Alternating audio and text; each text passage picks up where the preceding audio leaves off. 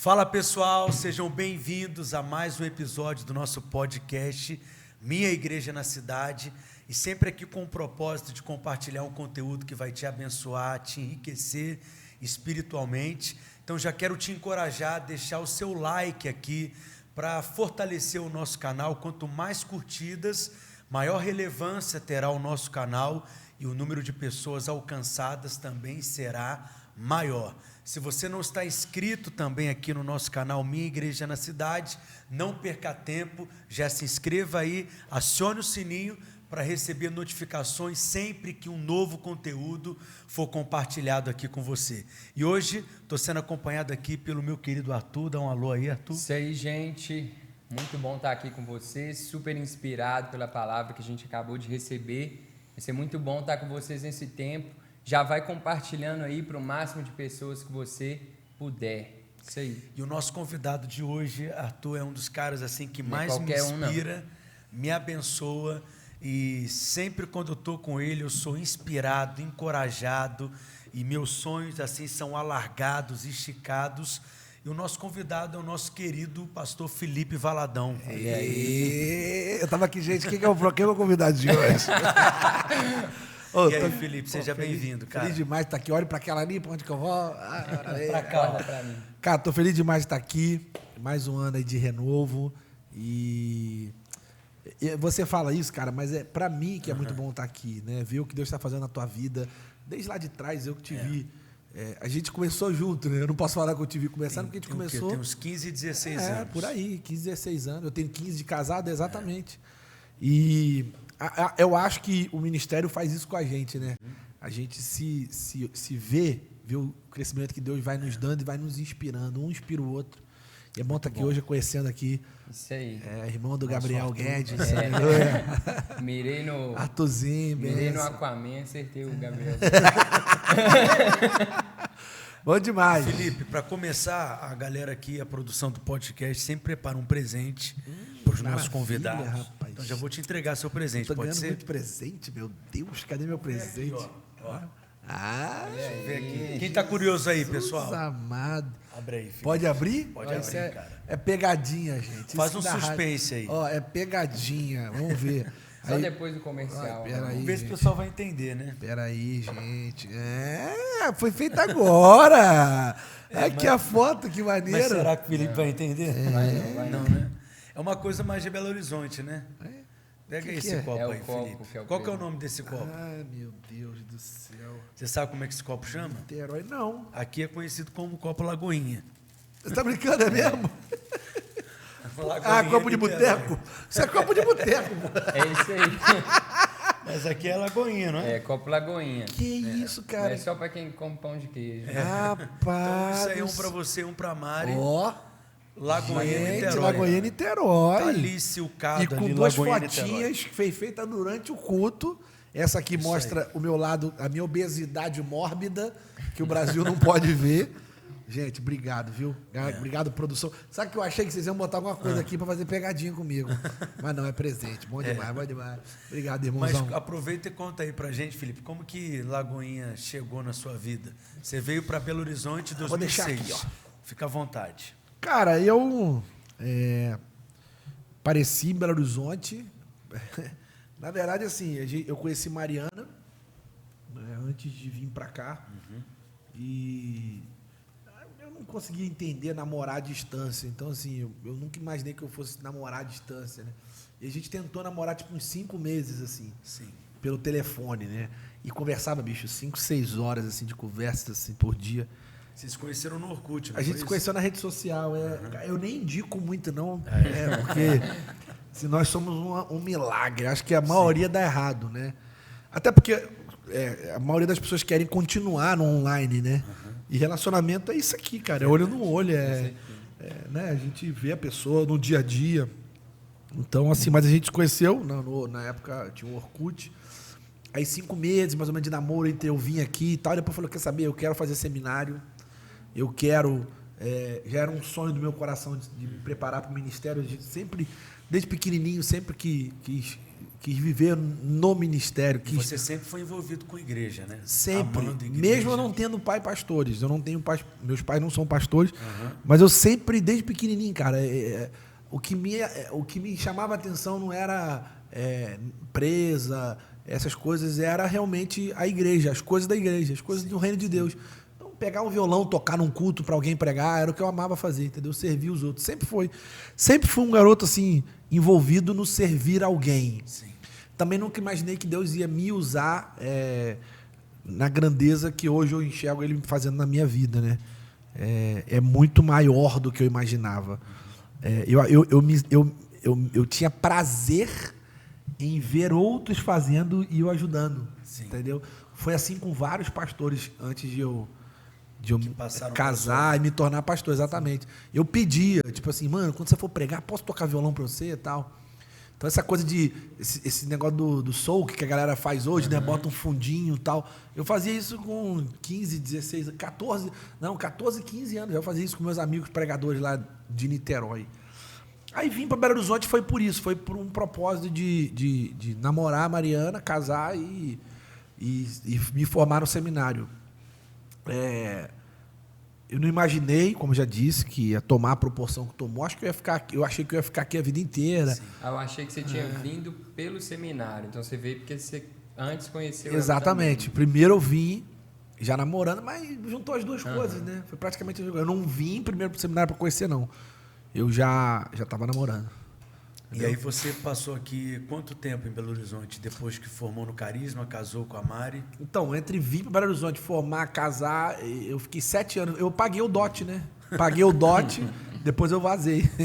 E aí ficou Aprove ao Senhor me levar de volta. Pastoreou um tempo a mocidade. Pô, pastorei na mocidade, que foi um desafio. Como é que foi esse assim, tempo cara, pastorear jovens Acho que todo pastor tinha que ser pastor de jovens antes de pastorear. Também foi uma coisa assim louca, porque, por exemplo, eu não era consagrado pastor. Minha avó tinha acabado de morrer. Minha avó morreu, tipo, pastor Márcio me ligou 10 da manhã para eu assumir os jovens e meio-dia minha avó morreu. Imagina que dia maravilhoso. Então, sem brincadeira, foi o dia mais... Sabe aquele dia avulso? Aquele dia assim, nada a ver o que estava acontecendo? Foi aquele dia.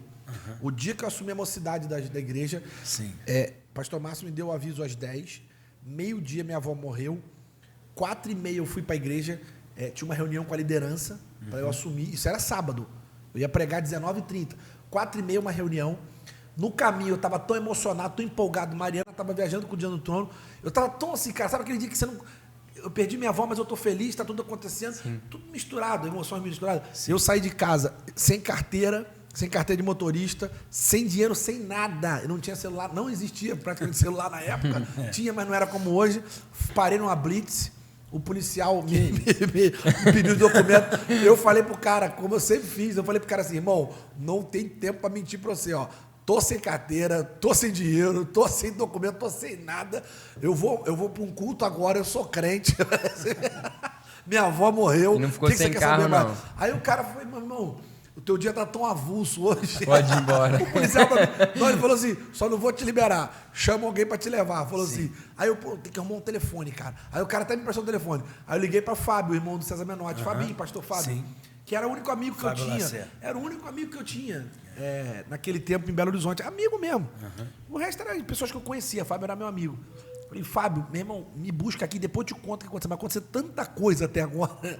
Então, assim, foi um dia, cara, eu não consegui esquecer nada. Eu lembro que eu preguei, eu lembro de tudo que aconteceu. Né? Foi dia 27 de outubro de 2007. Certo. Então, um dia marcante na minha vida. E aí, depois daí, cara, assumi os jovens. Foi um desafio, porque tinha uma liderança há muito tempo já na juventude e ninguém me conhecia, cara. Eu tinha acabado de casar com Mariana. Pastor Márcio com aquele jeito dele, né? Pastor Márcio não prepara a pessoa para o ministério. Ele pega você, bota na beira da piscina e fala assim, você acha essa água linda? Acho. Ele te empurra, vai. A gente tem que sair nadando, meu irmão, entendeu? Então, assim, foi exatamente assim, cara, que ele ensinou todo mundo a ser homem, né? Ensinou Sim. todo mundo a amadurecer. E ele me pegou e me jogou na piscina, falou, aprende a nadar. Eu fui. Cara, no dia seguinte, eu lembro como se fosse hoje, no dia seguinte, foi domingo, eu fui para a igreja, aí na segunda ele me chamou lá no gabinete dele, e ó, vem cá que eu quero conversar com você, que tem uma coisa para te mostrar. Eu cheguei no gabinete todo empolgado. Ele, olha aí o tanto de e-mail do culto de sábado. Eu fiquei empolgadão. Eu falei para o senhor, pastor, eu tenho um chamado. Deus me escolheu. Eu sabia já, desde pequeno, que Deus me chamou. O e-mail era as pessoas aceitando Jesus? Assim, mano, sem brincadeira. Bolo de e-mail. Eu tenho esses e-mails até hoje, você acredita? Eu guardo tudo. Tem até hoje. Aí ele falou assim, olha que coisa... Não, ele falou, olha aí, filho, o que aconteceu. Olha o tanto de e-mail que chegou. Eu falei, eu todo empolgado. Eu sabia, pastor, Deus está comigo. Ele falou, não, isso aí é reclamação. Sério, mano, reclamação. Aí eu aprendi a ser pastor. O cara chegou, o pastor Márcio chegou e falou, isso é tudo reclamação. E eu quero que você vá numa sala ali, pega o telefone, ligue para todos eles e diz para eles que você ama eles. Olha só. Aí eu falei, vou não, pastor, eu não tenho emocional para isso não. Vai, filho, vai ali, ó, entra naquela sala ali, liga para um por um. Cara, eu ligava chorando, mano. Chorando. Só eu sei como é que eu liguei, cara. Eu liguei chorando. Eu ligava assim, ó, tô ligando aqui que o pastor Márcio pediu para dizer que eu te amo. Falei assim mesmo. Com vontade de falar, mas eu não te amo não, irmão. O que você escreveu aqui. Mas ali, cara, Deus foi tratando, cara. Eu fui amadurecendo na marra, entendeu? Deus foi tratando comigo. Deus me ensinou que liderança se conquista, não se impõe. Então eu aprendi que, cara, era hora de conquistar aquelas pessoas, não era hora de eu impor sobre elas. Né? Eu lembro que você fala também de conquistar o direito de ser ouvido. Né? Foi uma coisa que aconteceu comigo quando eu fui para o Rio. Porque essa mesma pessoa do Rio era pessoa de Belo Horizonte, não mudei nada. Seu avô brincou comigo ali hoje, né? A gente estava jantando ali. Aí seu avô falou, eu vi que você ficou bem à vontade, né? Porque ele não me conhece, né? Quase que eu falei, não, eu sempre fui à vontade. Meu avô vai ficar famoso aqui no podcast. Onde a gente falou dele hoje de novo. A minha vida é à vontade. Eu falei, vô, é porque eu estava bem à vontade, porque aqui todo mundo é amigo e tal. Mas você sempre fala assim, eu falei, a maioria das vezes. Então, assim... a gente vai... exatamente o que você acabou de falar. Depois que eu fui para Niterói e Deus fez aquilo tudo na minha vida, e aí outras pessoas começaram a me ouvir, começaram a ver, uai, quem que eu não conhecia esse aí e tal. Foi quando veio essa coisa do direito de ser ouvido. É a mesma palavra, é a mesma mensagem, eu não mudei nada. Lógico que a gente amadurece, né? A gente torna a mensagem ela mais madura. A gente fica mais consistente. Mais consistente. Quando a gente é novo, a gente fala de coisas assim. Eu estava conversando com um líder jovem meu esses dias. Falei, agora que você é pai, você vai aprender a pregar. Porque você amadurece, cara, o conteúdo, você fala de outras coisas. Impressionante. Outro olhar para a vida. Exatamente. E como é que foi essa transição, Felipe? Porque aí você pastoreou um tempo os jovens aqui da Lagoinha, 2 anos. Fiquei 2 anos e pouco. Aí depois eu fui cuidar da carreira da Mari. Que para mim também era muito importante. Cara, e foi outra coisa louca que Deus me ensinou. Por quê? Quando eu fui pastor de jovens, a Mariana era só minha esposa. Então é tipo assim, eu fazia tudo e eu tinha uma esposa que me cobria e o que eu precisasse ela estava ali. Poxa, fala com seu pai, explica para ele e tal, aquela coisa, né? Poxa, as pessoas, você conhece o fulano? Conversa com ele, porque muitos que estavam na mocidade eram amigos dela, né? Explica para ele, pô, quem sou eu, você me conhece e tal. E aquela coisa de conquistar, cara, é difícil demais, cara. Eu lembro, cara, que foi tão louco a minha chegada na mocidade que eu tive que aprender a falar igual mineiro, cara. Quem me vê falando hoje, totalmente carioca, e me ouve no YouTube da época, fala, não é a mesma pessoa. Eu tive que falar esse jeito de vocês, assim, mineiro, sabe? Tive que aprender a falar assim. E fui aprendendo, tirar o X. Aí eu gravava também na época, eu gravava muita música, né? Aqui em Belo Horizonte. E não podia ter X na gravação, porque eles não aceitam. Né? Você não pode gravar uma música. E você tem que aprender a falar as palavras sem essas palavras assim, entendeu? Porque senão chia muito, né? Aprendi isso aqui em Belo Horizonte também. Então, assim, aí eu fui cuidar da carreira da Mariana, cara. Aí fui viver o outro lado da história. Né? E se ninguém te vê? E se você for o cara do bastidor? Você consegue fazer com a mesma excelência, com o mesmo amor, com a mesma paixão, né? E fiz, cara. Ficamos de 2019 até 2013. Eu fui para trás do bastidor. Não dava para ficar para trás do bastidor, porque, na verdade, cara, a Mariana queria que eu fizesse tudo, entendeu? Então, a gente ia fazer um show numa cidade, aí ela ia cantar, ela era convidada, aí ela fazia de tudo para as pessoas, para me enfiar no show dela, entendeu? Ela dava um jeito de meu marido agora vai orar, aí eu lá no violão. Meu marido agora vai dar uma palavra, eu lá no violão, sabe assim, essa coisa? Então, assim, aí eu fui entendendo que era importante para ela isso, né? Não é porque eu queria, é porque realmente dava a ela mais autoridade, ela se sentia mais segura. quando ela via que eu estava com ela. Sim. Aí eu fui aprendendo essa coisa de fazer junto, Sim. né, de ser um dueto, não um duelo, né? Acho que o grande lance do casamento é isso, né? Casal dá certo quando entende que os dois são um dueto, não um duelo. Sim. Nós não estamos competindo, nós somos um time, eu e ela. E aí eu acho que sempre deu muito certo por isso. Apesar de crítica, cara, o que eu apanhei desse país, irmão, o que eu fui criticado nesse país, o cara é um folgado, olha lá, se mete no show da Mariana. Filho, mas eu não baixo dou brigando com ela, eu não quero falar. Ela, mas eu preciso que você fale, entendeu? Sim. Aí você fica assim, o que é importante para mim? A segurança da minha esposa, a opinião das pessoas. A segurança da minha esposa. Então eu vou fazer. Então assim, cara, era a minha vida. Eu ia para uma conferência nas igrejas, Mariana era convidada para cantar, ela dizia para os pastores assim, meu marido prega muito, você tem que ver. Tadinha, cara. Então assim, aquilo era o que eu estava disposto a fazer. Sim. Então eu por ela, eu fui me expondo, cara. Assim, mas sempre cuidando de tudo, sabe? Sim. Era minha paixão, era... aí foi o que eu aprendi muito. Nessa época você já tinha saído da liderança dos... Já, foi quando o Capuchinho assumiu lá. Aí eu aprendi bastidor, cara. Tudo que tem no bastidor eu aprendi. Tudo. Desde administrar um escritório até... Eu já tinha aprendido um pouco. E ela estava, assim, explodindo, né? Decolando estava ali. muito bem, né? Mari nunca foi assim... O lance da Mari foi que os irmãos foram muito, muito famosos, muito grandes, né? Estavam numa época assim muito, muito incrível. E a Mari nunca quis ser nada. Ela queria casar e ser mãe e ser esposa. Ela tinha a mãe, ela tem até hoje a mãe como referência da vida dela. Sim. E ela falou, e tá tudo bem, minha mãe é minha referência, eu quero ser igual a ela, ponto. Então, eu sempre gostei da voz dela, eu sempre gostei, achei a voz dela linda, eu falava, cara, mas é um desperdício. Então, ela foi aceitando por mim também, por eu acreditar, e algumas pessoas que estavam conosco acreditavam nisso. O primo dela, Lester, foi o primeiro cara que investiu, né? O diretor da gravadora, que a gente foi, que hoje inclusive, é o gestor da nossa igreja em Niterói. O cara foi diretor, foi o primeiro diretor que levou ela para a gravadora.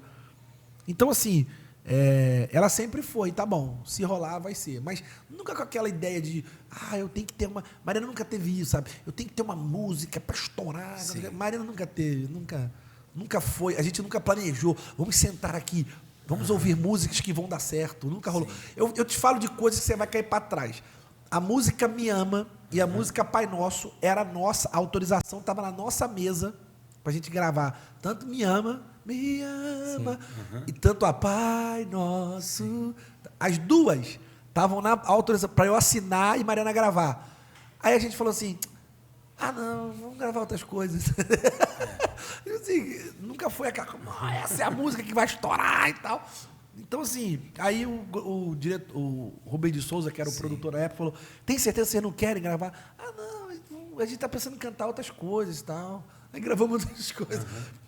A gente nunca desenhou a carreira de Mariana assim, na época, né? Vamos ver o que está explodindo no mundo para a gente gravar. Nunca foi assim, entendeu? Como que você enxerga isso, Felipe? Porque, às vezes, eu percebo... que tem gente que coloca isso como o alvo mesmo, né? Por exemplo, um ministro de louvor, parece que ele não pensa, estou falando, vou acabar generalizando, mas de servir a igreja local, de começar na igreja local e de repente acontece, mas não é algo que ele está perseguindo assim, né? Como se fosse um objetivo. Então, é que tá, são duas coisas diferentes. Não acontece do nada, acontece de repente, são coisas diferentes, do nada e de repente, são duas coisas diferentes. Assim, eu acredito no de repente, não no do nada. O do nada eu não acredito, algo que não. A pessoa vai construindo. Eu acredito no de repente. Eu falo isso com nossos meninos lá de Niterói. Sim. Eu falo para todos, se você quiser, eu estouro vocês de um dia para o outro. Eu sei o caminho, eu sei como é que faz, eu sei quanto que gasta, eu sei tudo. Só que eu não acredito nesse tipo de sucesso. Eu não acredito nesse tipo de plataforma que dá certo porque foi maquinado pelo homem. Porque eu aprendi um princípio, Pedrão. Tudo que você começa pela sua mão, você vai ter que manter pela sua mão. Tudo que Deus começa, Deus mantém. É isso aí. Então, assim, eu não fiz nada. Eu não planejei Lagoinha Niterói, nem Lagoinha do Rio de Janeiro. Eu fui salvar meus pais, cara, que estavam separando. É a única coisa que eu queria. Quando aquilo virou uma igreja, eu olhei para a Mariana e falei, ó, tem que ver com o seu pai, porque tem muita gente vindo e tal. Nunca foi, tipo assim, nós temos um plano traçado, um grande objetivo, metas, nunca teve, mano. Foi meus pais separando, a nossa família virando um inferno, que eu falei, quer saber, cara, eu vou lá salvar meus pais. Aí, quer dizer, quem começou aquilo ali? Foi Deus, cara. Sim. Quem vai manter é Deus. A única coisa que Deus espera de mim, fidelidade e honra. Mais nada. Se eu for fiel e honrar a Deus em todos os meus caminhos, como é que o negócio não vai fluir? Não vai parar, é uma avalanche. Agora, se eu botar a mão e querer fazer do meu jeito, eu vou ter que manter, cara. Aí vem esforço, aí vem, sabe, vem estratégia humana só. E aí olha para trás e nem vale a pena, né? Porque nem satisfaz também. Não satisfaz, cara, porque o gostoso é você falar, rapaz, que coisa, né, cara? Tinha tudo para dar errado e deu certo. O meu namoro com Mariana foi Deus, cara. Você dizer para mim que não foi, o cara nasce na Trindade em São Gonçalo, eu não sou filho de ninguém, não sou filho de rico, não sou filho de político, não sou filho de empresário. Repeti 3 vezes, fui expulso de 2 colégios, eu não tenho diploma. Se o pastor Márcio senta comigo, não sei se eu não tenho diploma, eu fiz faculdade e não fui na como é que fala isso? Na formatura? Na formatura e nem tenho diploma nessa faculdade, então, publicidade e propaganda. Sim. Eu fiz o carisma e não fui na formatura e não tenho diploma no carisma. Eu nunca liguei para o documento, apesar de eu achar importantíssimo estudar. Sim. E até hoje. Tenho biblioteca em casa, amo ler, amo me preparar. Mas eu foco mais no que é importante. Sim. O que é o mais importante? O que realmente importa na situação. Então, assim, o meu relacionamento com Maria, se o cara disser que não foi Deus, meu amigo, entendeu? Aí, quer dizer, no dia que eu conheci Mariana, eu só dei bola fora, cara. Eu fiz um monte de coisa errada no dia. Eu cumprimentei ela de um jeito errado. Eu falei, oi, tudo bem? Eu sou o menino da internet, saí andando. Caramba!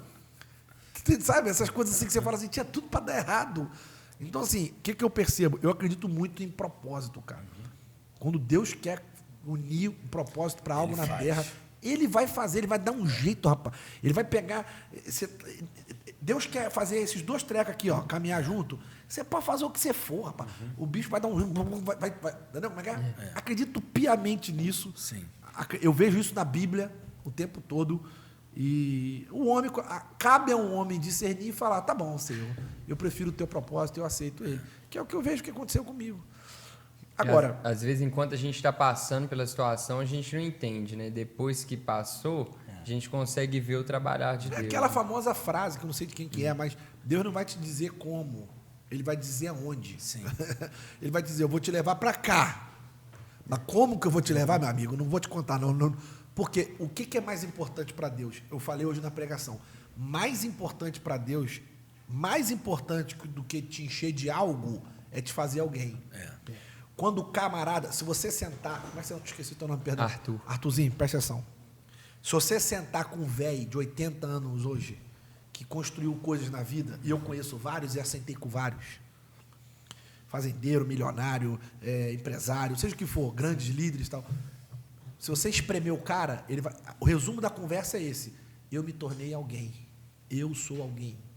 Não é eu tenho. É o que eu sou. É o que eu virei. É o que Deus fez eu ser. Entendeu? Não é o carro que eu tenho, a casa. Isso é coisa nossa, cara. É gente que é novo, que é jovem, que a gente está cheio de vontade, de realizações e tal. Mas todo o projeto de Deus para a nossa vida é nos tornar alguém. Chegar lá com 70 anos, meu irmão. Billy Graham. Olha Billy Graham, cara. Billy Graham tinha 90 e poucos anos, quase 100 quando morreu. Né? Agora, ninguém falava da casa de Billy Graham, do carro de Billy Graham, mas todo mundo falava da história de Billy Graham. O que ele fez, o que ele se tornou, quem ele era. Então, assim, uma vez me perguntaram assim, ó, fui pregar num lugar para líderes, e o cara falou assim para mim, pastorzão, para terminar, cheio de líder, cara. Aquela pergunta do término, sabe? Qual que é seu legado? O que você quer que as pessoas lembrem? Como que você quer que as pessoas lembrem de você? Eu falei, rapaz, sabe aquele dia que você não tem resposta? Você fala... Aí eu falei pro cara assim, irmão, vou te falar o que eu acredito realmente, porque eu estou sem resposta, mas é o que está vindo no meu coração aqui. Eu não vou viver para ser lembrado. Eu vou viver para que ele nunca seja esquecido. Acabou. Então não é sobre mim, cara. Nunca foi sobre mim, não é sobre a história. Qual é a história linda que você está escrevendo? A minha história está na Bíblia, cara. É focada nela. Eu tenho que passar por aqui e todo mundo que passou por mim Fala, ele me fazia lembrar da Bíblia, ele me apontava a Bíblia, é isso, acabou. Sim. Que eu acho que essa geração de jovem precisa. É isso aí. De hoje em dia, cada vez mais lembrar das escrituras, da palavra. Então, assim, é nisso que a gente tem que focar. Acho que isso que é o valor da vida, entendeu? Falei um monte de coisa bonita aí. Falou, hein? É forte. Dá para botar um monte de corte forte bonito aí. E aí a Lagoinha Niterói nasceu de maneira despretensiosa, na sala da sua casa. E vocês nem tinham nenhuma ideia do que Deus ia fazer. Sabe qual era o nome da célula que eu ia abrir? Zion. Ia se chamar Zion. Eu ia fazer uma célula na minha casa chamada Zion. Aí, porque eu falei assim, bem, eu não posso ter uma igreja, porque a Lagoinha não tem uma igreja. Eu também não vim abrir uma igreja. Mas eu posso ter uma célula em Niterói. Sim. Falei com Maria, avisa teu pai que eu vou abrir uma célula aqui em Niterói, oficial da Lagoinha, uma célula da Lagoinha, só que em outra cidade. Quem quiser dessa célula ser membro, vai ser membro da Lagoinha de Belo Horizonte. E aí eu vou botar o nome de Zion, só para ter um nome, uma coisa assim, porque eu queria fazer uma arte. Eu sempre fui de marketing, né? Sim. Sempre gostei dessa coisa. E aí, foi aí que ele falou, não, filha. Quem vê vocês vê a mim. Então tem que ser Lagoinha. Mas, pai, como é que vai ser? Célula da Lagoinha. Fala Célula da Lagoinha. Aí, então tá bom, Célula da Lagoinha. Aí ele foi e falou assim, bota 100 cadeiras na sala. Eu falei que 100, pastor, não chamei 100 pessoas, não. Bota 100 cadeiras na sala. Aí eu falei, Maria, seu pai com essas doideiras dele, que mais é 100 e tal. Aí ela, vamos fazer, não custa nada. Aí eu aluguei 100 cadeiras e botei 100 cadeiras. Deu 90 pessoas na minha casa. Que isso. Loucura, mano. Na primeira reunião. A primeira célula na minha casa deu 90 pessoas. Aí eu, rapaz, tem alguma coisa acontecendo. Porque o que eu fiz para o negócio ser bem evangelístico, que era o que eu queria, né? Evangelizar meus pais de novo. Então, assim, o que eu fiz? Eu peguei e pedi o porteiro para proibir todo mundo que falasse o nome da igreja. Então, tipo assim, qual era a senha para entrar na minha casa? Qual a sua igreja? O cara, não tem igreja não, então pode entrar, casa tal. Que legal, Qual a cara. sua igreja? Batista, não sei de onde. Não, não vai ter reunião aí não, hoje não vai ter nada aí não, entendeu? Cortava. O porteiro inventava uma desculpa e não entrava. Então, pô, nisso eu barrei pastores, amigo meu, barrei um monte de gente. Só entrou na minha casa 90 pessoas, ou minha família, ou 90 desviados. Sim. Ou tinha gente da minha família desviada. Sim. E aí todo mundo aceitou Jesus no dia, todo mundo voltou, porque eu fiz apelo. Tudo. Aí, galera, vamos fazer semana que vem de novo? Só que eu fiz churrasco, fiz uma coisa. Carioca gosta, né? De festa e tal. Aí na outra semana veio 110 pessoas, cara. Aí eu falei, rapaz, tá dando rolo. O negócio tá dando rolo aqui. E nessa pegada também só de desigrejado? Só desigrejado. Não, mesmo as pessoas, eu falei, ó, quem quiser trazer um e tal. Aí alguns levaram algumas pessoas. Pra você ter ideia, a menina que me ajudou no louvor estava com o braço quebrado. Ela tinha acabado de capotar o carro na balada. Só que ela era minha amiga de infância. Aí eu falei assim, Marcela, canta comigo. Aí ela, amigo, eu tô desviada. Eu falei, até o final, minha filha, depois volta. No final você volta. Aí ela cantou, eu te conheço, cara, eu conheço teu coração, relaxa. Aqui a gente está em casa. Então você vê, naquele dia, cara, você vê, ela está até hoje na igreja, casou na nossa igreja, eu consagrei a filha dela. Olha que loucura. Ela voltou para Jesus, ela casou na nossa igreja, nós fizemos o casamento dela, eu consagrei a filhinha dela, tá lá, firme e forte, crente. E aí, cara, foi 110 pessoas. Aí na outra semana foi o Gustavo, o marido da Ana Paula, lá para ver o que estava acontecendo. 220 pessoas na minha casa. Que isso. Aí eu lembro que eu alugava as cadeiras, entendeu? Então assim, eu aluguei 200 cadeiras, deu mais que 200. E a gente contava todo mundo. Só que assim, eu já estava fazendo no padrão, cara. Eu tinha voluntário na minha casa e tudo, gente na recepção, tá ligado? Tinha gente de estacionamento na minha casa. Eu já estava organizando a parada toda, entendeu? Sim. Tudo. E aí, 220 pessoas. Aí a portaria do condomínio mandou parar. Disseram que eles iam multar a gente. Na terceira reunião. Na terceira reunião, porque estava dando muita gente. Aí nós fomos para uma casa maior, aí, cara, avalanche. Aí aconteceu os milagres. Por exemplo, dá tempo de falar? Por favor. Claro. Eu estou falando sozinho, vocês têm que perguntar também. Vai perguntando aí. Aí o que acontece? Isso foi uma coisa linda, porque assim, a gente começou a viver o milagre da igreja local. Né? A igreja local é uma coisa incrível, né? Na quarta reunião, que foi na casa de uma pessoa, deu mais de 300 pessoas. Aí eu falei, cara, agora lascou, como é que eu vou fazer? O pastor Márcio me ligou e falou assim, filho, será que não tem nenhum pastor que empresta um auditório para você, não? Eu falei, pastor Márcio é muito crente, né? Mas ele pensa umas paradas assim. Que pastor vai pensar em emprestar um auditório para Lagoinha chegar na cidade? Parabéns, pastor Márcio. Grande ideia ele teve. Então, assim, olha a cabeça dele, cara. A pureza do pastor Márcio ele é muito puro com as coisas assim que ele emprestaria. Sim. Entendeu? Sim. Então ele tem essas coisas, né?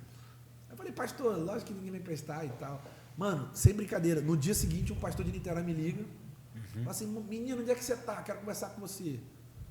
Pastor Sérgio Ponce chegou para mim, quando você está? Quero conversar com você. Aí eu falei, ô pastorzão, beleza e tal. Eu estou de Niterói, vamos almoçar? Vamos. No dia seguinte, o pastor Márcio não sabe depois que eu apresentei ele, não fazia a menor ideia de quem era, cara. O cara chegou no almoço com molho de chave, irmão. Tinha umas 40 chaves na mão. Aí eu já dei um susto já, né? Pegou aquele molhão de chave, botou na mesa assim, o contador dele do lado, eu e Mariana no almoço. Aí o cara, quando você tinha 15 anos, você lembra que você foi na minha igreja e falou para mim que quando você crescesse você ia ser pastor na minha igreja? Aí eu falei, não lembro não, pastor, eu tenho 15 anos, não lembro. Eu tenho cabeça mesmo não. Ele falou, você falou isso para mim, cara, eu nunca mais esqueci, cara. Quando eu vi a foto da tua casa entupida, eu fiquei pensando, olha só, o garoto começando, a igreja lotada, a casa dele lotada, e ele, cara, ele teve as maiores igrejas de Niterói, era dele. Só que Deus transicionou o ministério dele, sabe? Sim. Ele começou a envolver com o social e Deus mudou literalmente a estação. E ele foi entendendo. Mano, ele estava com um auditório com 30 pessoas só. Que era o caixotinho? Que era o caixotinho. Ele botava 30 no caixotinho, E era cabia suor. quantas pessoas? Ah, não, vou te contar, calma. Ele botava 30, era um suor. Para ele botar 30, tadinho. Mas era a estação dele, era outra. Deus já tinha transicionado e ele estava entendendo. Ele pegou o molho de chave, irmão, fez o que o pastor Márcio falou, botou na minha frente e falou assim, estamos aqui, ó. Eu não sou pastor, não. Quem é pastor é você. Vai pro meu prédio e faz o que você quiser lá. Que isso, cara. Eu nunca vi isso na minha vida, cara. Eu olhei para Mariana e falei, não, tem alguma coisa errada. Tem alguma coisa errada que não está certa.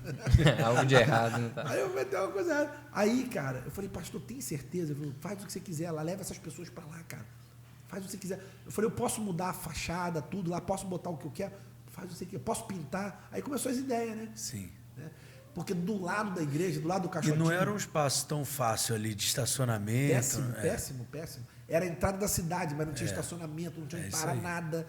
Não tinha mesmo, não tem lugar... E era apertado. Apertado, não tem... Então, assim, era um lugar, você perguntou quanto cabia. Era um lugar que tinha 350 cadeiras. Ele botava 30 pessoas. Na inauguração da Lagoinha Niterói, no primeiro culto, nós botamos 1000. Maravilha. Tinha na rua mais 1000. Eu olhei o pastor Márcio no meio do púlpito, assim, tudo apertado, tudo pequeno, tudo fuleiro. A verdade é essa, a palavra é toda a palavra. Entendeu? Então, assim, era tudo simples, tudo muito assim, cara, tudo... A palavra era tudo underground, cara. Sabe, igreja underground? Parecia que nós estávamos numa igreja underground. O prédio do lado era a maior boate da cidade. Então, o que eu fiz? Eu pedi ao pastor Márcio, lógico, autorização. Falei, pastor, do lado tem a maior boate da cidade. Ele, não, mas tem que ser igreja lá. Não dá para ser célula. Eu falei, não, pastor, não vou abrir uma igreja aqui, pastor. Tem uma boate do lado. Só vou abrir a igreja se o senhor me abençoar para fazer o que está na minha cabeça aqui. Aí ele falou para mim, faz o que está no teu coração. Faz a igreja do teu coração. Eu falei, vou pintar a igreja, vou botar lustre, eu vou fazer igual a boate do lado, hein? Pode fazer, filho. A galera confundir mesmo. Exatamente. A minha ideia é, o cara vai entrar achando que é boate também, meu irmão. Você vai ver. E foi, cara. Peguei uns amigos meus que eu tinha em Niterói. Quanto que você tem? Eu tenho 5 mil, eu tenho 10 mil. Eu peguei, cada um pegou. Vamos comprar lustre, vamos comprar tinta, pintamos a igreja de preto. Aí começamos, cara. Fazer um negócio. Mano, você entrava lá, o caixotinho era underground, irmão. Era... E aí foi uma igreja muito também, no começo ali, para desigrejados, pessoas que estavam feridas com a igreja, gente afastada. É interessante, né, que você até falou, até desde o início da célula, né, você falou um pouco disso, né, que você falava para não entrar aqueles que já tinham uma igreja, né? Então toca um pouco nisso. Eu também. fui para debaixo de uma palavra. Deus vai te dar um lugar de novos começos. Sim. Então fui debaixo dessa palavra, que foi uma palavra que eu ouvi da boca do meu amigo pastor Flávio Valvassoura. Ele me abençoou com essa palavra. Falou, Deus vai te dar um lugar para novos começos. Eu peguei isso para mim. Falei, mano, eu vou usar isso. Ele falou, é teu, pode ir, vai na bênção e tal. Então, assim, esse era um livro que ele tinha, uma história linda dele, com o irmão dele. Eu falei, cara, é isso mesmo que eu estou precisando viver com minha família, cara, um novo começo. E aí eu fui, cara. Quando eu fui, novos começos nunca foi nosso slogan. Novos começos é o nosso DNA. Sim. Hoje um pastor no carro veio perguntando comigo assim, mano, por que você acha que deu certo? Porque nunca mudou. A gente chegou para viver um novo começo e a gente vive até hoje. A gente respira novo começo. Na nossa igreja, nós somos dizimistas por novos começos, nós somos ofertantes por novos começos, a gente canta por novos começos, a gente ora novos começos. É o DNA da igreja. É o DNA, a gente respira isso. Então, assim, ninguém serve na igreja por causa do título, é por causa de novo começo. Eu já fui lá, eu testifico isso, né? Eu vi as pessoas que estão servindo, elas estão servindo e quando acontece lá, né, o apelo no final do culto, os novos começos, elas vibrando. De fato participam daquilo. Então elas servem mesmo para ver os novos começos. Mas se você conversar com eles, se você conversar com os voluntários que estão lá do estacionamento, sim. Se você, a partir do estacionamento, eles vão te falar, eu estou aqui porque daqui a pouco o pastor vai fazer um apelo lá. Eu estou aqui por causa daquelas vidas que estão lá. Todos eles têm isso. Notório mesmo. Já virou, tá na boca deles, entendeu? Agora fala mais disso, Felipe, porque a cor da parede, a maneira de receber as pessoas no estacionamento, a maneira de servir, a forma como o culto é ministrado, as músicas, tudo tem a ver com novos começos. Tudo a ver com o nosso DNA. Essa não é a nossa estética, é a nossa genética. Então, assim, quando uma igreja incorpora algo genético, não interessa, eu fico vendo hoje, pode me botar, eu faço um desafio qualquer um, me dá uma igreja branca, iluminada, sem escura, pode me dar. Me deixa, é porque eu tô gordinho, por isso que eu uso roupa preta. Mas eu boto a roupa branca e vai vir 100 pessoas, 50, 80 na frente. Você tá Jesus. Porque tá dentro de mim isso, é a minha genética, entendeu? Eu respiro isso. Eu vou escrever um livro, tem que ter novo começo. Eu vou fazer a pregação. Hoje ali estava doido para fazer apelo, mas aqui todo mundo é crente, vou fazer outro apelo aqui hoje. Então, assim. Mas ia ter gente aceitando Jesus também. Mas assim, sabe quando você está entranhado numa coisa que você. Eu fiquei escravo disso, entendeu? E glória a Deus por isso. Eu estava conversando com o pastor que me buscou, o Ian. Eu falei, cara, eu tenho certeza. É Ian o nome dele, né? Eu tenho certeza de que Deus continua fazendo em mim, através de mim. Você vê que nossas igrejas todas do Rio são cheias, todas. Por quê? Porque eu não mudei o propósito. Não mudou o propósito. O propósito continua sendo ser um lugar de novos começos. Sim. Onde pessoas vão lá poder recomeçar na área espiritual, emocional, financeira. O que for, é para recomeço, é para experimentar um novo tempo. Então, eu acho que quando a coisa sai da estética e vem para a genética, aí não interessa qual é a estética, pode ser qualquer uma. Não é só pintar uma parede de preto. Não, exatamente. Quando se torna genético, aí você pode fazer a cor que quiser. Pode fazer o que você quiser. Eu prego de terno e gravata e eu sou esse cara aí, a mesma pessoa. Não mudou nada. Já preguei há pouco tempo atrás no Cristo Redentor, na frente do ministro do STF, todo mundo, a mesma pessoa, de terno e gravata. Não mudou nada, respeitando as pessoas, mas mesmo jeito, porque é genético, é o que eu sou, não o que eu faço. Entendeu? Então, acho assim, o grande erro dessa nova geração, e se a gente pode entrar nesse papo para falar disso, acho que o grande erro da boa parte da liderança do Brasil é se apoiar só na estética. É se apoiar só na estética. É porque a pessoa está fazendo e nem sabe por que ela está fazendo. É porque viu você fazer e dá certo, eu vou fazer também. Aí viu Acha que é uma não é uma fórmula. receita de bolo, né? Não é uma fórmula. Olha só, é uma fórmula que dá certo para quem nasceu, quem tem a genética do negócio. É isso que eu estou explicando. Se você tem a genética do negócio, se você me pedir para falar de empreendedorismo, eu não sei falar. Eu não nasci com esse chamado. Eu não sou empreendedor no sentido de business. Sou empreendedor. Eu sou empreendedor do reino. Sim. Aí a gente pode falar de coisa do reino aqui, comigo. Mas você me pede para explicar como é que abre uma empresa. Eu não sei, cara, não sei falar. E mesmo que você me dê uma semana para eu ler um livro, eu vou passar vergonha aqui, irmão. Pastor, quem é de verdade vai ver que eu não sou, entendeu? Sim. Pastor, deixa eu te perguntar. Você falou sobre essa genética da igreja, que isso é algo que faz parte da sua vida. Mas, como eu falei, eu já visitei a sua igreja, já conversei com as pessoas lá e eu percebo que isso faz parte da vida das pessoas também, né? Como você falou, o estacionamento, quem está lá, ele entende que ele está no estacionamento por causa dos novos começos. Então, eu vejo que você transferiu muito bem essa visão da igreja para todos os voluntários, todos os servos.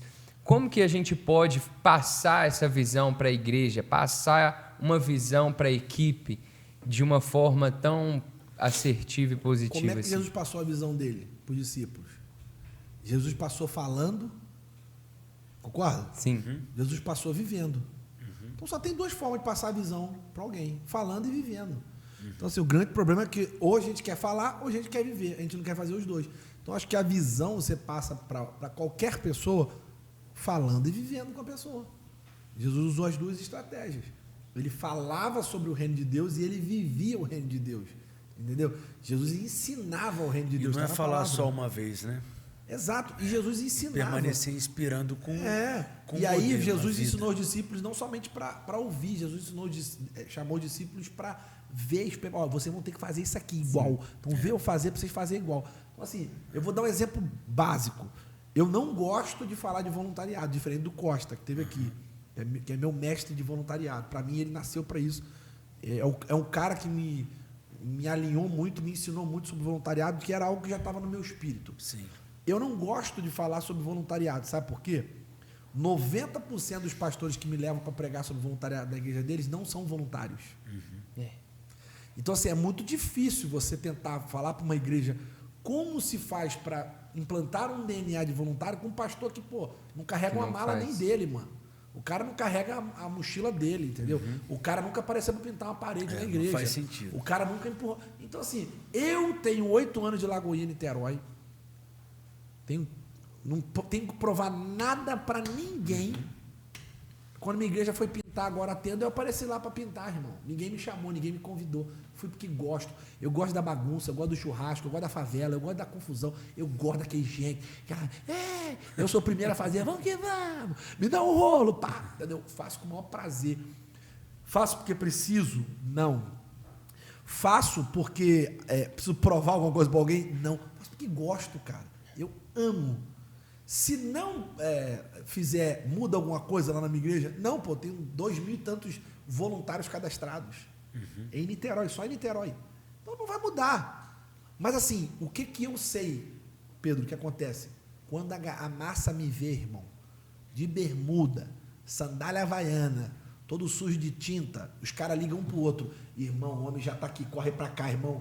Tá uma farra, tá uma festa, a gente tem que estar aqui. Então, por que eu faço? Porque eu quero inspirar outros a fazer, com o meu exemplo. Então, assim, eu não dou curso nem para os meus liderados mais, porque eu já ensinei para esses caras, agora eles ensinam. Sim. Com uma prova, com um testemunho. Então, assim, tem só 2 formas de fazer, cara, sendo e ensinando, falando, ministrando, que é o que a gente faz muito bem. Acho que uma boa dica que eu posso dar para os pastores do Brasil, ninguém me pediu, mas eu vou dar, é isso, cara. É tipo assim, você quer ter vontade na tua igreja? Seja você um grande exemplo de voluntariado. Você quer ter adorador na sua igreja? Seja você um adorador. Cara, eu vou em igreja aí que o pastor não adora, o pastor não levanta, eu vi Pedro pulando com vocês no louvor. É lógico que a igreja vai vibrar na hora do louvor. O cara vibra, o cara pula, entendeu? Você faz, cara, você é o exemplo da galera. Por que não vai ser, mano? Vou te contar uma coisa. Ano passado, 2019, eu comprei um terreno para a igreja, pela fé. Doideira, Deus mandou a gente comprar, eu comprei. Pela fé, cara, 13 milhões e meio. E tipo assim, Deus falou para comprar. Sim. 4 dias depois eu fui lá e comprei o terreno, sem ter R$1 de entrada. A única coisa que eu tinha quitada na minha vida era um carro, um bom carro que eu tinha. Custava lá uns 300 mil reais o carro. Era um carro que um grande carro que eu tinha comprado com as coisas que Mariana tinha conquistado. Eu olhei para Mariana e falei, minha filha, um terreno de 13 milhões e meio pede uma oferta decente. Eu não vou chegar na igreja para convocar a igreja para pagar se eu não der uma oferta decente. O que você está pensando em fazer? Eu falei, estou pensando em a gente dar o carro. Vamos para dentro. Deus sempre nos honrou. Cara, eu dei o carro no culto. Cheguei no culto, peguei a chave do meu carro e falei, está aqui o meu carro. Sabe quantos carros nós ganhamos no dia? 18. Olha só. Uma lancha, uma casa. Tinha gente que a gente estava falando assim, irmão, pelo amor de Deus, tá quitado o que você está dando? Cara, as pessoas ficaram loucas, empolgadas. Sabe aquela coisa assim? Porque viu o maior exemplo, cara. Falei, irmão, eu queria poder dar mais, mas isso é tudo. É a única coisa que eu tenho quitada hoje. Minha casa é financiada. Esse carro, essa é a minha semente. É a gratidão do meu coração e da minha esposa. Quando eu fiz, Pedro. É o tal do cada um fazendo a sua parte, né? Faça a sua parte. Eu fiz a minha, tá aqui, irmão. Cara, é a coisa mais linda. Então, acho que a grande liderança que vai impactar a geração dos últimos dias é a liderança do exemplo. Em todo sentido. É coerente, né? Você não só fala, Mas você vive aquilo, tem uma realidade, né? É o maior desafio, né? Uhum. É muito mais desafiador isso. Porém, por um lado, é gratificante, cara, porque... Vou te dar um exemplo agora também. Domingo agora a gente tem uma conferência semana que vem. E o que aconteceu? Cara, aconteceu um negócio louco domingo na igreja. Louco, inexplicável lá na nossa igreja. O culto não acabava de jeito nenhum, irmão. Um mover. 3h40 de culto domingo à noite. E não acabava, irmão. Como é que sobe no púlpito agora para acabar? E Deus usando o pastor Eliel Lima para profetizar a palavra. A palavra foi doideira. Aí sabe quando você para e fica olhando a igreja assim, entupida, e você pensa assim, semana que vem metade não vai estar aqui porque não pôde pagar o ingresso. Porque tinha uma inscrição. Sim. E o pastor pensa isso, cara. Por mais que as pessoas pensem que não, o pastor pensa, irmão. Por mais que as pessoas pensem. Pastor não cobra ingresso na igreja porque quer, é porque precisa. E os caras não entendem. Tem gente, a maioria entende, mas tem gente que não entende. E eu assim, Deus, só cobrei porque tinha que pagar as despesas de todo mundo. Porque não está dando mais assim para ficar toda hora gratuito. E eu falei, metade das pessoas não vão estar aqui, porque a gente só vendeu metade dos ingressos, 1.500 ingressos, são 3.000 lugares. Aí eu fiquei assim, aí, cara, fui no banheiro, cara, saí, fui no banheiro. Aí Deus falou comigo assim, e por que você não deixa a entrada franca a partir de agora? Eu falei, não, eu e Deus no banheiro. Eu falei, não vou fazer isso não, porque vão achar que eu menti. Aí Deus me deu um insight, cara. Eu falei, tá bom, Deus, fui pro microfone, irmão, acabou o culto. Eu falei, irmãos, eu quero fazer um negócio aqui. Eu estava ali com meu coração na mão, porque eu pensei, Deus, 1.500 pessoas que estão aqui não vão poder participar da próxima semana que vem do mover que vai estar isso aqui, porque não tinham condição de pagar o ingresso. E eu falando com Deus ali, e sabe que Deus falou comigo? Por que você não faz igual em Atos? Quem tem pagou o ingresso e quem não tem. Olha o que Deus falou comigo no banheiro. E eu vou falar uma coisa para vocês, irmão, responsabilidade minha. Eu quero essa igreja entupida na conferência semana que vem. Você que não teve condição de pagar, quem comprou o ingresso, pagou o teu para você estar aqui. Então, quem comprou, pagou para quem não comprou. A partir de agora, ninguém precisa fazer inscrição mais não. A ingresso tem entrada franca. Pum. Rapaz, eu gelei, que eu falei, soltei, sabe? Joguei pro alto. Rapaz, sabe o que aconteceu? A igreja explodiu. Todo mundo aplaudiu. Ontem eu recebi uma ligação, Pedro. As coisas que Deus mandar você fazer, você tem que fazer, rapaz. Amém. Sabe por quê? Você só vai entender depois. Não adianta entender não. É depois. Ontem o empresário ligou lá para a igreja. E o cara falou assim, assistiu o culto que o pastor Felipe liberou a entrada do ingresso. Quanto que custa a conferência? Toda, o valor que a igreja vai ter que pagar para quem está vindo. R$150 mil. Segunda-feira eu deposito a oferta para a igreja. Olha só. Cara, olha que loucura se eu não tivesse feito aquilo, Pedro. O cara falou, esse é o tipo de coração que eu queria ver na igreja, eu nunca vi. O cara falou, segunda-feira eu vou semear na igreja. Então, preste bem atenção, às vezes Deus vai mandar a gente fazer umas coisas, quase que beira inacreditáveis, sabe? Mas eu fiz aquilo por causa de mim? Não. Por causa de orgulho? Não. Por causa de ego? Não. Fiz aquilo por causa de pessoas que não iriam ter acesso àquela coisa maravilhosa que a gente estava vivendo ali. Isso que move o coração de Deus, cara. É isso que toca o coração de Deus. Quando a gente foca naquilo que toca o coração de Deus, Deus abre os céus, meu amigo. Amém, verdade. Deus derrama prosperidade, Deus derrama bênção. Pedro, é isso que nós vamos viver nos últimos dias, cara. Você vai ver. Amém, Felipe. Manda braba aí agora que eu estou pronto para responder. Manda aí, Arthur. Difícil agora, né? A polêmica. Eu estou quase profetizando aqui agora. Deixa eu perguntar então, porque uma coisa eu acho que vai ajudar muita gente, e eu creio que é a fase e o momento que você está vivendo também no ministério.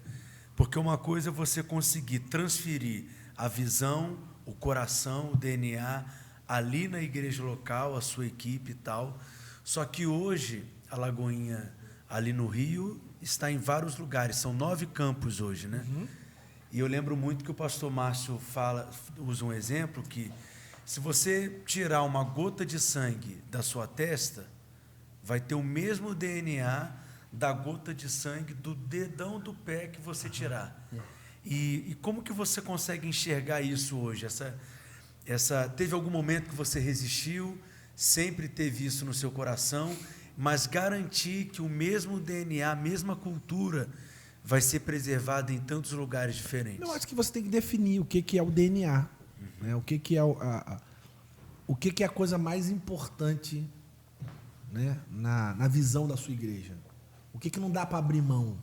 Porque, por exemplo, nós estamos em cidades completamente diferentes, culturais, cara. Por exemplo, você pega Niterói, é uma cultura, é um calor humano diferente, completamente diferente de Petrópolis. A gente estava conversando sobre isso, né? Então, assim, completamente diferente, cara. Então, assim, o que o Rafa, que está em Petrópolis, não pode abrir mão de jeito nenhum, é o que é mais importante para nós.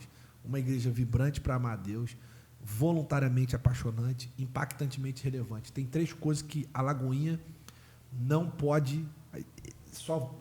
Só é Lagoinha se tiver isso. Se for uma igreja que vibra, se for uma igreja que serve, se for uma igreja que impacta. Se não for isso, não é Lagoinha. Pelo menos no meu modo de enxergar. Sim. Quando eu enxergo a Lagoinha, eu enxergo a história de uma igreja vibrante, cara. Olha como Deus usou a Lagoinha no Brasil através da adoração, uma igreja apaixonante. Cara, eu cheguei... Mudou a forma de adorar, né? Da igreja. Entendeu? E eu cheguei, eu ainda vi isso. Quando eu estava lá, a gente viu isso. Gente jogando coisa na hora de oferta. Uma igreja que... Cara, uma igreja vibrante. Mover de Deus. De mover, sabe? Uma igreja que a gente vibra com Deus, a gente vibra com as pessoas e tal. E ao mesmo isso, essa é o tripé. Esse tripé eu não abro mão. Agora, como que isso aqui vai acontecer, eu não estou nem aí. Então, o tripé em vibrar amando a Deus e amando as pessoas. Pô, cara, eu sou criado na igreja. Eu sou criado desde pequeno, nunca desviei. Antes de conhecer a Lagoinha, aqui de Belo Horizonte, eu nunca tinha... eu vivi uma breve experiência na adolescência, mas assim, uma igreja que amasse de verdade, sabe? As pessoas se amavam, cara. Eu via isso assim, sabe? Eu vivi isso na época do seminário. Eu falava, cara, as pessoas aqui são diferentes, o sorriso, o jeito. Então, elas vibram amando a Deus e elas vibram amando as pessoas. E por isso que era gostoso servir. Eu vejo a minha igreja em Niterói, por exemplo, o cara converte, ele já fica assim, ó, ele vai para a sala de novos convertidos, ele vai, como é que eu faço para ajudar vocês aqui semana que vem? O cara acabou de converter, mano. Aquilo ali impactou tanto ele, o jeito que as pessoas são, que ele já quer semana que vem servir. A gente tem que acalmar, calma. Semana que vem você volta para a classe de novos convertidos, explicando, né? Que a gente chama start lá, né? Sim. E aí a gente vai acompanhando. Então eu acho que assim, como manter a visão, às vezes até por distância, é colocar o tripé, cara. Você vai pensar, se são 3, 4 pontos que assim, não tem como abrir mão. Porque o resto é detalhe, entendeu? Detalhe que... Gerar pessoas também, né? A gente conversou um pouco sobre isso antes do podcast, né? Gerar pessoas que vão dar continuidade, assim, como você está fazendo. Por exemplo, no ano de 2019, antes da pandemia, a gente viveu uma experiência em 2018 meio traumática, com liderança, e em 2019 Deus me deu uma estratégia que foi botar 17 jovens numa casa para ter o mesmo espírito que o meu. Sim. Entendeu? Tipo assim, não adianta eu levantar pessoas que não... Entendeu? Não adianta pegar uma pessoa e dar um microfone. Ela tem que ter meu coração. Pronto. Então, cara, eu fiz isso, foi a melhor coisa que eu fiz na minha vida. Por exemplo, esses 17 hoje, pelo menos uns 14. De 12 a 14 estão nas expansões que a gente abriu. Sim. Espalhados pela igreja, cara. Os meninos me amam, os caras têm meu coração, os caras amam a igreja, amam... Entendeu como é que é? Os outros, alguns a gente liberou para ir para o mercado. Pastorzão, pô, eu sou engenheiro mesmo, quero continuar sendo. Show, mano, vai na bênção. E foi bom para o cara se encontrar. Porque às vezes o cara achou que tinha um chamado ministerial e não tinha. Só se encontrou na casa. Quando foi para casa que se encontrou. Então, sem dúvida nenhuma, gerar filhos da casa é a melhor coisa que tem, cara. Jesus fez isso. Né? Se o próprio Jesus fez isso, vai inventar outra estratégia, irmão? Estou fora. Acho que é isso. Top demais, né? Demais, demais. Deixa eu fazer uma outra pergunta, Fica então. à vontade. Manda bala. Você é um pastor referência, né, para todos nós. E como você falou, né, vocês estão com 9 campos e tantas pessoas assim. E você tem 3 filhos, não é isso? Tá indo para o 4º filho. Eu não sei se eu vou para o 4º, não. E como que é para você conciliar isso tudo? O WhatsApp não para, e igreja, e a família, o ministério. Mas, cara, eu vivo assim. A maior mentira que existe é as pessoas acharem que quanto maior a igreja, mais trabalho você vai ter. É o contrário. Quanto maior a igreja, mais gente para te ajudar. Sim. Então, assim, é o contrário. Eu trabalhei muito, incansavelmente, loucamente no início da igreja. Assim, eu com certeza trabalhei muito mais quando a igreja era menor. Muito mais. Muito, era só eu para fazer tudo. Era eu pra... Eu lembro que, pô, eu pelo menos 2 vezes eu meio que dei uma surtada emocional meu. Eu travei. Eu travei na cama, assim, de não... Sabe? Estafa, né? Que fala, né? Uhum. Porque tudo passava por mim. Então, à medida que foi crescendo, mais gente foi chegando. A equipe foi aumentando. Então, assim, é natural. Meus filhos, eles vivem a igreja. É uma coisa que eu aprendi também, isso tem muito do pastor Márcio. Eu e Mariana, a gente não fala de igreja mal em casa. Não existe problema de igreja em casa, entendeu? Então, meus filhos, assim, toda vez que a gente vai conversar alguma coisa que a gente percebe que eles estão perto, a gente sai. Eles têm um orgulho da igreja, eles amam a igreja. Eles têm vontade de ir para todos os cultos, a gente que não deixa. Acredite se quiser, cara. Tem dia que eles querem ir na igreja e a gente não vai. Pai, mas a gente queria ir, calma, para também não ficar... Né? A gente tem muito disso. A gente quer que tudo seja feito com amor, com leveza. Não quer que seja feito porque tem que ir, porque tem que fazer. Não tem que nada. Tem que amar a Deus e ponto final. Então, assim,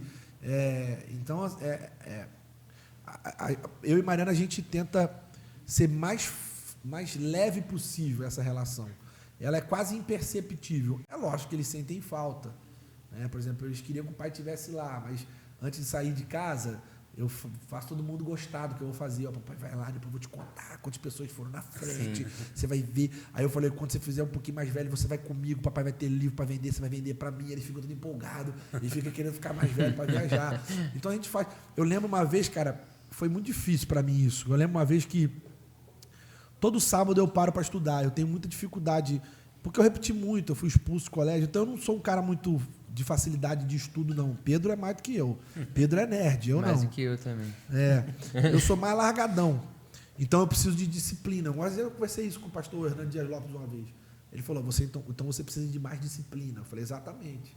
Eu sou um cara que se eu não ficar 18 horas, 15 horas estudando uma mensagem daquela que você ouviu ali, eu brincando, para eu chegar ali, brincar, filho, você pode saber que eu fiquei uns 20 horas estudando aquilo ali. E ainda fiquei lendo, hein? Para não esquecer. Então, assim, com medo de errar, de falar as coisas assim e tal. Uma vez, então, sábado é o dia que eu faço isso, para domingo tá fresco. Todo sábado eu paro para estudar. Geralmente eu faço assim também. Você também é assim também? Mas você é muito mais inteligente, pô. Não, mas tem que... Eu sou um pouco assim. Não, se eu não fizer isso... disciplina também. Cara, eu esqueço tudo. Eu esqueço tudo. Se eu não fizer isso. Eu esqueço tudo no dia seguinte. Jesus do céu, onde é que eu tava? Então tem que ser um dia antes. Eu sou assim também. A melhor pessoa pra você contar um segredo sou eu, que no outro dia eu já não lembro mais Você tá louco. O segredo. Não, o segredo eu gosto de fofoca. Esquece nunca mais. Esse cara ali adora fofoca. Gosto não. Aí eu lembro que eu tava na piscina, cara, sábado, meus filhos na piscina, eu fui lá dar um beijo neles, cara, antes de estudar. Mano, responde essa pro teu filho. Sentei na beira deles, ó, beijo, quem tá gostando? Os 3 na piscina. Aí eu falei, então papai vai lá estudar, daqui a pouco o papai volta, tá? Meu irmão, o mais velho, falou assim, pai, vem cá, rapidinho. Eu falei, quem foi? Ele falou assim, o que você prefere? Estudar a Bíblia ou ficar com teus filhos? Responde agora. Mas ele também foi, não? Ele foi na ferida. Sabe assim, foi na alma. Assim, cara, meu olho encheu de lágrimas assim. Eu falei, o que eu falo agora, irmão? Esse moleque vai odiar a Bíblia se eu falar uma coisa. Aí eu fiquei quieto. Aí eu olhei pra cara dele e falei assim, eu vou te contar uma coisa que ninguém nunca te falou. Ele, o que foi, pai? Sabe o que está escrito na Bíblia? Aí ele, o quê? A melhor coisa da vida é brincar com os filhos. Vamos brincar. Falei, mano. Essa aí foi Deus que te deu. Cara, Deus me deu aquela. Eu falei, eu tenho que fazer ele gostar da Bíblia, mas também amar Deus, tá ligado? Então o que está escrito na Bíblia? Que é bom ficar com os filhos. Depois eu conserto essa com Deus. Mas assim, cara, ali foi um dia que pra mim, assim, sabe, eu fiquei bem. Falei, cara, ele tá crescendo, sabe? Ele tá crescendo. Eu vou ter que melhorar meus argumentos a partir de hoje, né? Porque eu acho que muito filho de pastor se perdeu por causa disso, entendeu? Porque viu na igreja e no ministério um concorrente do amor, do coração. E eu não quero isso. Eu nunca vou perder enxerga a igreja de forma distorcida, enxerga Deus de maneira distorcida também, né? A igreja roubou meu pai. Eu já ouvi isso várias vezes. Eu não sou filho de pastor, cara. Eu ouvi isso da boca de pastores, de filho de pastores famosos do Brasil, cara. A igreja roubou meu pai. As pessoas roubaram meus pais. Eu nunca tive meu pai no meu aniversário. Na escola, cara, você tem noção do que você ouvir? Eu sou um cara muito, por mais que eu seja zoeira, brincalhão, eu sou um cara sensível pra caramba. Eu vejo um treco desse, eu quero que saia na mão com o pai dele, meu irmão. Cadê teu pai? Onde é que tá teu pai, meu irmão? Como que o teu pai não fez isso com você, não? Pelo amor de Deus. Porque eu fico louco, eu falo, cara, como é que... Mas também não vejo maldade no pai. É o que aprendeu, é o que ele ouviu. Entende como zelo, né? A maioria aprendeu isso como zelo. Deus tem que amar a Deus acima de todas as coisas. Então, assim, cara, durante muitos anos, acho que a gente não soube separar, né? Os líderes não souberam muito lidar com isso. Mas, assim, traz para o ministério, leva teu filho para o altar, cara. Faz ele gostar do que você ama. Leva junto, né? Envolve, cara, sabe? Meus filhos amam, cara. Eles não são de ficar orando muito. Meus filhos são diferentes dos filhos da Ana Paula e do André. Totalmente diferentes. Eles não são de ficar no altar orando, nem cantando. Pelo contrário, eles são de ficar... Você solta eles assim, ó, eles soltos são melhores, entendeu? Do que assim na frente das pessoas. Mas eu vejo muita verdade neles, entendeu? Eu vejo nos meus sobrinhos também, os filhos da Ana e do André. Mas assim, como são diferentes, né? Mas eu vejo assim, eu peço para os professores da escola filmar, filme me manda. Pô, os meninos orando, cara, os meninos conversando com os amigos, cara. É coisa de doido, você fala, rapaz, tá valendo a pena. Isso aí não tem preço, cara, entendeu? Felipe, a gente está caminhando já para o final. Mas foi top, né? Foi muito bom. Agora, eu estou terminando sempre com 3 perguntas, mas uma delas tu já respondeu. Essas são as cabeludas. Uma delas tu já respondeu, que é a marca que você vai deixar, e você falou que tem tudo a ver sobre Cristo, dele tá em evidência, ele brilhar.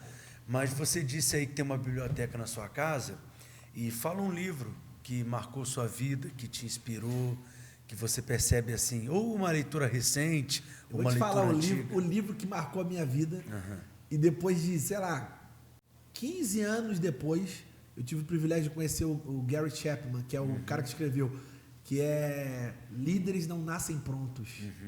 Cara, achei aquilo incrível. Na época eu era novinho, cara. Eu devia ter uns... Não, 15 não. Eu devia ter uns 15 anos de idade e eu conheci ele com uns 25, uns 10 anos depois. Ele veio em Belo Horizonte, mano. E disseram pra mim assim, cara, o Gary Chapman, que escreveu o livro do Líderes Não Nascem Prontos... Ele vai estar em Belo Horizonte, o cara quer conhecer a Lagoa. E eu falei, leva no culto do jovem, que era a mocidade. Eu era o pastor da mocidade. E você conheceu ele? Pô, conheci o cara, fiquei impactado. Então é um livro super antigo, é um livro que fala muito e me impacta, porque assim, eu sempre acreditei nisso, eu nunca acreditei em gente perfeita. Nunca. Nunca acredite em pessoas perfeitas, elas não existem. Então assim, eu nunca acreditei. Eu sempre tive um pé atrás com pessoas muito formatadas, muito tem uma coisa errada, aquele casamentinho de Doriana, sabe assim, porque eu sempre acreditei em evolução, sempre acreditei que coisas melhoram, né? Pessoas melhoram, pessoas são transformadas, é a lógica da Bíblia, né? A Bíblia é um livro que é exatamente assim. Então, esse livro me impactou. É um livro, nem é muito famoso, acho que nem é muito famoso, mas foi um livro que mudou a minha vida, porque assim, me fez falar. E por incrível que pareça, o outro livro que mudou a minha vida é o livro mais fino do Kenneth Hagin, que é Pensamento Certo ou Errado. Que é o livro básico. É top também. Todo mundo que quer entender a palavra da fé, é muito básico, assim, deve ter, sei lá, 30 páginas. Pensamento Certo e Errado, que é para tirar o conceito de que, ó, tudo que você aprendeu está errado, a Bíblia é isso aqui e tal. São 2 livros, assim, simplérrimos, mas que realmente mudaram minha vida completamente. Top. E uma frase, Felipe, pode ser sua ou de outra pessoa, mas que te inspira, te motiva, Eu te não sou impulsiona? muito bom de frase, você acredita? Você é o cara das frases? Tá, eu vou falar a frase da minha história, cara. Que quando... A minha história tem 2 momentos, né? O momento de eu ir pro Rio. Sim. E tem um pouco do que eu falei hoje, assim, né? Não dá para entender muito porque que Deus me levou pro Rio no primeiro momento. Pô, dá para ajudar meus pais e Deus vai fazer uma reviravolta na minha vida. E se tudo der errado e tal. Para mim foi o maior teste da minha vida, né? E eu sempre falo essa frase onde eu vou, que Deus transforma todo teste em testemunho. Né? Deus é especialista em transformar teste em testemunho. Então, assim, se de repente tem alguém assistindo a gente aí que está passando por uma fase de teste mesmo assim e não consegue entender, fala, rapaz, por que eu estou passando por isso e tal? Você pode ter certeza do que eu estou te falando. Deus é especialista em transformar teste em testemunho. Hoje você está passando por isso, amanhã tu vai contar. Tu vai contar para alguém, para tua família, para tua casa, para o teu bairro. Alguém vai ouvir o que Deus fez na sua vida. E hoje, por incrível, hoje à tarde eu estava preparando no avião uma mensagem para pregar domingo. Nós estamos gravando hoje aqui, um sábado, na sexta-feira de Páscoa. De Páscoa, E domingo a gente vai falar sobre a Páscoa. Isso aí. Dia 16. Só Deus, cara, eu estava pensando isso. Só Deus muda a história da humanidade, transforma. Isso não é uma frase, não é uma ideia, né? Só Deus. O lugar onde Deus transformou a história da humanidade foi aonde? Num túmulo. Só Deus para usar um túmulo para transformar a história da humanidade. Né? Ele sai de um túmulo para mudar. Às vezes a pessoa pensa assim, tanta coisa que morreu na minha vida, então está no lugar certo. Tanta coisa que acabou na minha vida, então está no lugar certo.